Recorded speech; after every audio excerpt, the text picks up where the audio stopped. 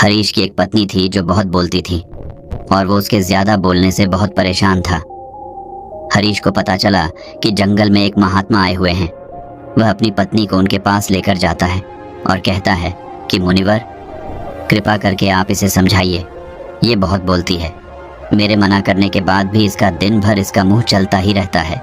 मैं इसे कितना समझाता हूँ कि कम बोलाकर चुप रहना सीख, लेकिन नहीं, और हर बार इसकी वजह से लड़ ढाई होती है।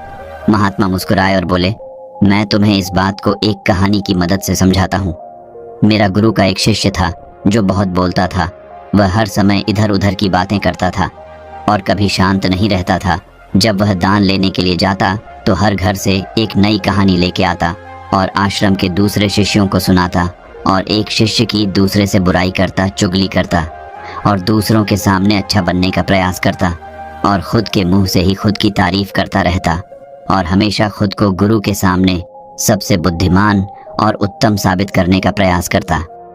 वह खुद को सभी शिष्यों से अलग और श्रेष्ठ मानता था।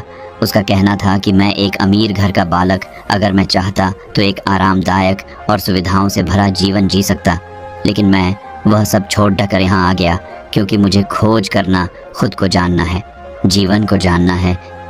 एक दिन गुरु ने आश्रम के सभी शिष्यों को बुलाकर कहा, आप सभी को अगले 1 महीने के लिए कोई न कोई संकल्प लेना होगा। इससे आपकी संकल्प शक्ति मजबूत होगी और आप में आत्मशक्ति का संचार होगा। आप सभी अपने सामर्थ्य के अनुसार कोई भी संकल्प ले सकते हैं, और यदि 1 महीने से पूर्व आप में से जिसका भी संकल्प टूट जाएगा तो वह अपनी पुरानी दिनचर्या में वापस आ सकता है। सभी शिष्यों ने अपनी शक्ति के अनुसार संकल्प लिए और गुरु को अपने अपने संकल्प के बारे में बताकर वहां से चले गए। लेकिन वह शिष्य जो खुद को सबसे अलग दिखाना चाहता था, वह सीधे गुरु की कुटिया में पहुंच गया और बोला, मैं कोई छोटा मोटा संकल्प नहीं लेना चाहता, बल्कि खुद की ही जैसे एक और महान संकल्प लेना चाहता हूँ। कृपया आप ही बताएं मुझे क्या संकल्प लेना चाहिए। उसकी यह बात सुनकर गुरु मुस्कुराए बोले, क्या तुम मेरे द्वारा दिए गए संकल्प को पूरा कर पाओगे? क्या तुम्हारे लिए उसे पूरा करना संभव होगा? शायद नहीं, वह तुम्हारे लिए संभव नहीं। तुम उसे पूरा नहीं कर पाओगे, इसीलिए तुम खुद ही कोई संकल्प ढूंढो। शिष्य ने कहा, नहीं गुरुदेव, आप जो भी संकल्प मुझे देंगे मैं जरूर उसे पूरा करूं। गुरु ने कहा, ठीक है, तो तुम अगले 1 महीने तक चुप रहो, मुंह से एक शब्द भी नहीं निकालोगे, यही है तुम्हारा संकल्प। शिष्य ने कहा, गुरुदेव, यह भी कोई संकल्प है? ये तो बहुत ही आसान है। आप कोई संकल्प दीजिए जो मेरी योग्यता के बराबर हो। गुरु ने कहा, पहले तो तुम इस संकल्प को तो पूरा करके दिखाओ। शिष्य ने गुरु की बात मान ली और वह उसी समय चुप हो गया और पलटकर कुटिया से बाहर चला गया। उसे चुप रहना बहुत आसान लग रहा था। उसने एक दिन तो जैसे तैसे चुप रहकर काट लिया, लेकिन दूसरे दिन से उसके मन में ना बोलने का बोझ बढ़ने लगा, और तीसरे दिन उसे भारीपन महसूस होने लगा, और चौथे दिन उसके अंदर एक अजीब सी बेचैनी होने लगी, क्योंकि आसपास आश्रम के सभी शिष्य एक दूसरे से बातें कर रहे थे। वह भी अपना पक्ष उनके सामने रखना चाहता था, उनकी बोलती बंद कर देना चाहता था, लेकिन उसका संकल्प उसके आ रहा था, इसीलिए वह पूरे दिन सिर्फ और आंखें बनाता। इसी तरीके से कुछ दिन और बीते और वह शिष्य बीमार पड़ गया। उसका सिर फटा जा रहा, उसका खाने पीने तक का मन नहीं था, वह सिर्फ बोलना चाहता था। वह गुरु के पास गया और उनके सामने बैठकर लिखकर उन्हें बताया, गुरुदेव, मैं बोलना चाहता हूँ, बिना बोले मुझे सांस नहीं आ रही है, मेरा दम घुटता जा रहा है, मैं अंदर ही अंदर पागल हुआ जा रहा हूँ, मैं क्या करूँ? संकल्प तो दूं क्या? ये पढ़कर गुरु मुस्कुराए और बोले, मैं संकल्प ढाने के लिए नहीं होते, लेकिन जो अपने संकल्प को पूरा कर लेता है वह अपनी आंतरिक शक्ति को बढ़ाता है, और जो अपनी आंतरिक शक्ति को बढ़ा लेता है वो समाज और जागृति की राह पर आगे बढ़ जाता है। संकल्प का लेना भी तुम्हारे हाथ में था और इसे तोड़ना भी तुम्हारे हाथ में है। तुम्हारे बहुत से भाई अपने संकल्प को तोड़कर अपनी पुरानी दिनचर्या पर वापस आ चुके हैं। अगर तुमसे नहीं हो पा रहा तो तुम भी संकल्प तोड़कर अपनी पुरानी दिनचर्या पर वापस जा सकते हो। लेकिन याद रहे, अगर आज तुम इस छोटे से संकल्प को नहीं संभाल पा रहे तो तुम अपनी बाकी की पूरी जिंदगी को कैसे संभाल सकोगे? बाकी फैसला पूरी तरह से तुम्हारे हाथों में है। गुरु की यह बात उस शिष्य के दिल में चोट कर गए। वो बिना कुछ बोले वहां से वापस चला गया और खुद को अपनी कुटिया में बंद कर वह केवल अपने जरूरी कामों के लिए ही कुटिया से बाहर निकलता, बाकी सारे समय कुटिया के अंदर ही बैठा रहा। 15 दिन बीत चुके थे और आश्रम के लगभग सभी शिष्यों का संकल्प अब तक टूट चुका था, लेकिन उसका संकल्प अभी भी जारी था। संकल्प लेने के बाद से अब तक उसने एक शब्द भी नहीं बोला।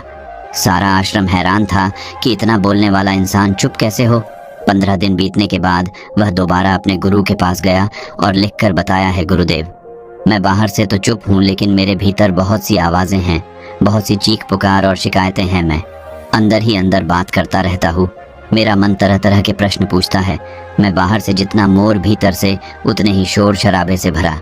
क्या इस तरह से मेरा संकल्प अभी भी है? गुरु ने कहा, हाँ, तुम्हारा संकल्प अभी भी जारी है, लेकिन जब तक लोगों की ये आवाज़ें तुम्हारे कानों में पती रही, तुम्हारा मन बोलता रहेगा, क्योंकि इसे तो आदत है। तुम भले ही बाहर से चुप रहो, लेकिन तुम अंदर ही अंदर बोलते रहोगे। तुम्हें इन बातों से, इन आवाज़ों से दूर जाना चाहिए। शिष्य गुरु को प्रणाम कर वहां से चला जाता है और सुबह होते ही अपनी कुटिया छोड़ जंगल की तरफ चला जाता है। कई दिन बीत जाते, संकल्प का समय भी पूरा हो जाता है, लेकिन शिष्य लौटकर नहीं आया। आश्रम में सभी को डर था कि कहीं जंगली जानवर ने उसे खाना लिया हो। इस बीच उसे ढूंढने की बहुत कोशिश की गई, लेकिन वह कहीं नहीं मिला। गुरु भाइयों ने मान लिया था कि जंगली जानवरों ने उसे अपना शिकार बना लिया है, लेकिन गुरु को ऐसा नहीं लगता। एक दिन आश्रम का एक अन्य शिष्य गुरु के पास आया और बोला, गुरुदेव, हमारे उस अधिक बोलने वाले भाई के साथ क्या हुआ होगा? क्या जानवर ने उसे मार दिया होगा? गुरु ने कहा, हो सकता है कि जानवरों ने उसे अपना शिकार बना लिया हो, लेकिन उसके न लौटने की एक दूसरी वजह भी हो सकती है। शायद उसे वह मिल गया है जिसके लिए वह गया था। फिर शिष्य ने पूछा, गुरुदेव, क्या ज्यादा बोलना इतना हानिकारक होता है? गुरु ने बोला, कहा, इंसान के जीवन के बहुत सारे दुखों में से एक दुख यह भी है कि वह कभी चुप नहीं रह सकता, हमेशा कुछ ना कुछ बोलता ही रहता है। सिर्फ हमारे बोलने के कारण हमारे आधे से ज्यादा दुख पैदा होते हैं। हम में से कोई भी चुप नहीं रहना चाहता, हम बस सामने वाले को सुना देना चाहते हैं। जो भी हमारे मन में है सब निकालकर उसके मन में बैठा देना चाहते हैं। उसे समझा देना चाहते हैं कि देख, तू गलत है और मैं सही।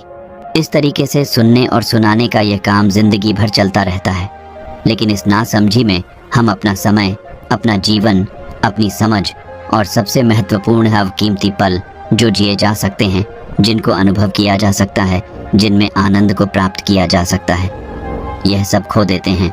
लेकिन इसके बदले हमें मिलता क्या है? कुछ नहीं, सब व्यर्थ और बर्बाद हो जाता है। शिष्य ने पूछा, तो फिर इसका समाधान क्या है? गुरु ने कहा, पूरी जागरूकता के साथ अपने विचारों को देखना, यही एकमात्र तरीका है। सारी मानसिक समस्याओं का वर्तमान में रहकर चिंतन करना, पूरी जागरूकता के साथ अपना काम करना जिंदगी में चमत्कारिक बदलाव ला देता है। उसके बाद वह शिष्य गुरु से अपने प्रश्नों का उत्तर पाकर उनको प्रणाम करके वहां से चला गया। उस शिष्य को आश्रम छोड़ ढकर गए 3 महीने का समय बीत चुका था, लेकिन उसकी कोई खबर नहीं। अब तक तो सभी गुरु भाइयों ने भी उसके वापस लौटने की उम्मीद छोड़ी, लेकिन एक दिन वह आश्रम लौट आता है। लेकिन अब वह नहीं था जो यहाँ से गया था, वह कुछ और ही बनकर वापस आया था। उसके अंदर एक गजब का बदलाव महसूस किया जा सकता था। उसके चेहरे पर एक गजब का ठहराव और आंखों में बनी शांति थी। आश्रम में आते ही सभी गुरु भाइयों ने उसे चारों तरफ से घेर लिया और बातें करने लग गए। वह भी अपने गुरु भाइयों से बातें करने लगा। उससे बात करने वाले सभी ने यह अनुभव किया कि अब वह पहले जैसा उतावला और बातूनी नहीं रह गया था। उसके मुंह से एक एक शब्द बहुत ही सुलझे हुए और मधुरता के साथ निकल रहे थे। थोड़ी देर तक गुरु भाइयों से बात करने के बाद वह सीधा गुरु की तरफ चला गया। उसने गुरु के चरण छुए और कहा, गुरुदेव, क्या मैं अब भी मौन हूँ? क्या अब भी मेरा संकल्प जारी है? गुरु ने कुछ देर तक शिष्य की आंखों में बड़े ध्यान से देखा और कहा, हाँ, तुम अब भी मौन हो।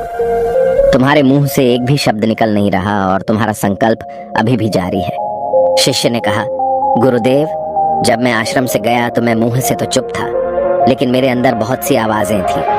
मन में बहुत से प्रश्न थे और वह बंद नहीं हो रहे थे, तो मैं जंगल में चला गया, इस उम्मीद से कि वहां मुझे शांति मिलेगी और मेरे मन की बकबक कम हो जाएगी। लेकिन मैं जितना एकांत में जाता गया, मेरे अंदर की आवाज उतनी ही तेज होती गई। मेरे भीतर की पुरानी से पुरानी आवाज मुझे सुनाई देने लगी। तब जाकर मैंने महसूस किया कि मैं कितना गलत कर रहा था। जब मैं अपने परिवार वालों, दोस्तों को और गुरु भाइयों को बुरा भला कहता था तो उस समय मुझे लगता था कि मैं सही कह रहा हूँ। जब मैं गुरु भाइयों की एक दूसरे से चुगली करता था और उनका मजाक बनाता, तब भी मुझे यही लगता था कि मैं उनसे बेहतर हूँ और मैं सही कर रहा हूँ। लेकिन उस दिन मैंने पहली बार महसूस किया कि मैं कितना गलत बोलता था। काफी दिनों तक ये आवाजें, ये शिकायतें मेरे अंदर चलती रही, लेकिन धीरे धीरे करके एक दिन ये सारी आवाजें मेरे अंदर से समाप्त हो गई। अब मैं भीतर से भी मौन हो गया। उस घने जंगल में बाहर से कोई बोलने वाला था नहीं और भीतर कोई आवाज बची ही नहीं थी, और मैं उस दिन पहली बार मौन का सही अर्थ समझा। मेरे चारों तरफ बहुत शांति थी। हालांकि अभी भी कुछ आवाजें आ रही थीं जो पहले भी आती थीं, लेकिन मैं उन्हें सुन नहीं पाता था। पर अब वह सभी आवाजें मुझे स्पष्ट रूप से सुनाई दे रही थीं। हवा के चलने की आवाज, चिड़ियों के चहकने की आवाज और पानी के बहने की आवाज। ये सभी आवाजें मैंने पहली बार पूरे होशपूर्वक सुनी। अपने चारों तरफ इतनी शांति मैंने पहले कभी महसूस नहीं की थी। तो इस शांति को भंग करने के लिए मैंने पहली बार अपने मुंह से कोई शब्द निकाला। मैं चिल्लाया, हे ईश्वर, ये कैसी शांति है? सभी कुछ इतना शांत क्यों है? ऐसा क्या हो गया? लेकिन मेरे चिल्लाने के बाद भी शांति भंग नहीं हुई। सब कुछ पहले जितना ही शांत था, बाहर भी और भीतर भी। हे गुरुदेव, मैंने अपने गुरु भाइयों से बात की, मैंने आपसे बात की। मैं बोल रहा हूँ, मैं चल रहा हूँ, मैं सब कुछ देख रहा हूँ, लेकिन मैं अपने भीतर एकदम एकांत में हूँ, मौन में हूँ। भीड़ में होता हूँ तब भी भीतर से अकेला एकांत में होता हूँ। जब मैं खुद में भी शोर करना चाहता हूँ तब भी एकांत में ही होता हूँ। अब सब दिखाई पड़ने लगा है, सब सुनाई पड़ने लगा है। गुरु ने कहा, जब तक हम बाहर की तरफ बोलते रहेंगे भीतर अशांति ही रहेगी, लेकिन जिस दिन हम भीतर की तरफ मुड़ जाएंगे तब हमारे मुंह से कुछ भी निकलेगा, हम शांत ही रहेंगे। दुनिया में जितनी भी बुराइयां हैं ज्यादातर हमारे बोलने से ही उत्पन्न होती है, क्योंकि हम चुप रहना नहीं चाहते। हम जितनी जरूरत है उससे कहीं ज्यादा बोलते हैं। हम सामने वाले को सुनना नहीं चाहते, बल्कि उसकी बोलती बंद कर देना चाहते हैं। उसे समझा देना चाहते हैं कि मैं कौन हूँ, मैं क्या कर सकता हूँ, और यही हमारी जिंदगी का मकसद बनकर रह जाता है। हमारी सारी ऊर्जा व्यर्थ के बोलने में बर्बाद होती रहती है। ऐसे ही समाज में लोगों का जीवन दुखों से भर जाता है, जो हमेशा एक दूसरे को सुनाने में लगे रहते हैं। कभी एक दूसरे को सुनना नहीं चाहते, समझना नहीं चाहते, और चुप रहना तो उन्होंने कभी सीखा ही नहीं, क्योंकि चुप रहना उन्हें छोटा महसूस करवाता है। दुनिया की सभी लड़ाइयों का कारण हमारा बोलना ही है। इसलिए हमें सिर्फ उतना ही बोलना चाहिए जितना जरूरी हो, क्योंकि व्यर्थ का बोलना ऊर्जा को नष्ट करना है, और यह बोलना ही हमें कभी अपने भीतर की ओर लौटने नहीं देता, क्योंकि यह हमें बाहर की ओर खींच कर रखता है, और बाहर है ही क्या इस संसार के अलावा। लेकिन अगर अपने भीतर के संसार की ओर मोड़ना है तो इस मुंह को बंद ही रखना चाहिए। इसीलिए जितने भी बुद्ध हुए, आत्मज्ञानी हुए, वह सभी एकांत की ओर भागे, ताकि उन्हें ज्यादा न बोलना पड़े, ज्यादा सुनना न पड़े। वह एकांत में रहे और शांत रहे, इसीलिए आसानी से भीतर की यात्रा कर पाए। लेकिन अगर कोई चाहे तो इस संसार में रहकर भी एकांत में रह सकता है, शांत रह सकता है, लेकिन इसके लिए उन्हें अपनी ऊर्जा बचानी होगी, जिसे वह अब तक अपने व्यर्थ के शब्दों में बर्बाद कर रहे थे। दोस्तों, इस कहानी की सीख यही है कि व्यर्थ का बोलना ऊर्जा को नष्ट करना है। ज्यादा और व्यर्थ बोलना ही हमें अपने भीतर की ओर लौटने नहीं देता, क्योंकि यह हमें बाहर की ओर झुकाए रखता है, और जिन्हें भीतर की यात्रा करनी है उन्हें अपने मुंह को बंद ही रखना चाहिए। मुझे उम्मीद है कि आपको यह कहानी पसंद आई होगी और काफी कुछ सीखने को मिला होगा। कहानी के बारे में अपने विचार आप हमें नीचे कमेंट बॉक्स में कमेंट करके बता सकते हैं। बाकी अगर ये कहानी आपको अच्छी लगी हो तो इस वीडियो को लाइक करें, और ऐसी और कहानी सुनने के लिए डे इंस्पायर्ड यूट्यूब चैनल को सब्सक्राइब करें। तब तक मिलते हैं हम आपसे ऐसी ही एक और प्रेरणादायक कहानी के साथ।